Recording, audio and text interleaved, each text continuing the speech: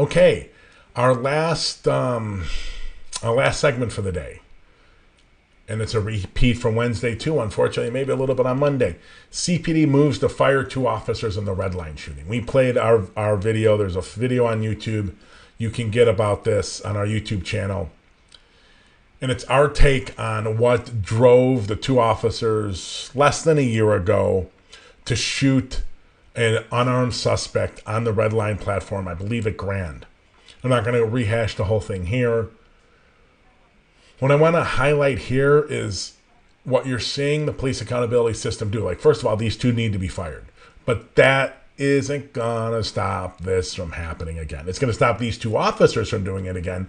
But the system in place that drove that engagement and then drove these 2 poorly trained, incompetent police officers to shoot that man is going to be left in place if the only avenues for change are solely based on these 2 officers. It's like not seeing the forest for the trees. And that's a problem. And a lot of times that's what you get from the police accountability of their system. They're so focused on the narrow issue, the individual incident, that they can't see the systems in place that drive them. This is why I was so committed to getting that Deputy Public Safety Inspector General's office up and running. I didn't want it in the Inspector General's office. You can find out more about that in previous videos with Deborah Witzberg. I didn't want it there. I think they're doing a good job. I didn't want it in the Inspector General's office. I wanted to be completely independent of every office in the city government, but it ended up in the Inspector General's office. They're doing good work with their audits.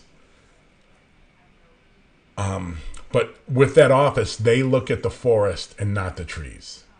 And that's what we have to do. So the police accountability system doesn't do it. COPA, IPRA, the Office of Professional Standards before it, never did.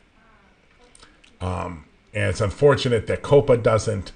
But thankfully, we have the Deputy Public Safety Inspector General's office that is doing it. I hope they get to a point where they start researching misconduct cases, not so much for the individual misconduct of the misconduct of an individual officer, but to see what systems contributed to that misconduct. I hope that's what we see.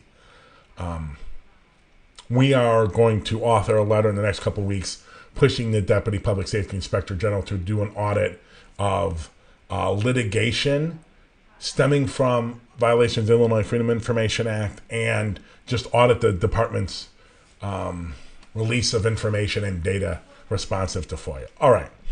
That is for another show coming up, hopefully in a couple weeks.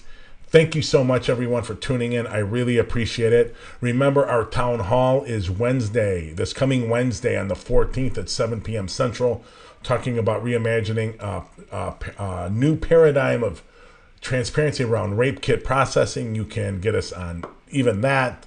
It'll be a special issue, a special event of our Chicago Justice Show. It'll be at 7 p.m. Central. You can get that on our Twitch channel, on our YouTube channel, Facebook page, and our Twitter page. And from each of those platforms, you can submit questions for our show. And for our regular show every Monday, Wednesday, Friday at 5:30 Central. And for any of our special shows, Police Board meeting streams, our City Council Public Safety Committee streams, and for our Town Hall series, which we're starting on Wednesday the 14th. Thank you so much, everyone, and we will see you on Monday at 5:30 Central. Thank you very much.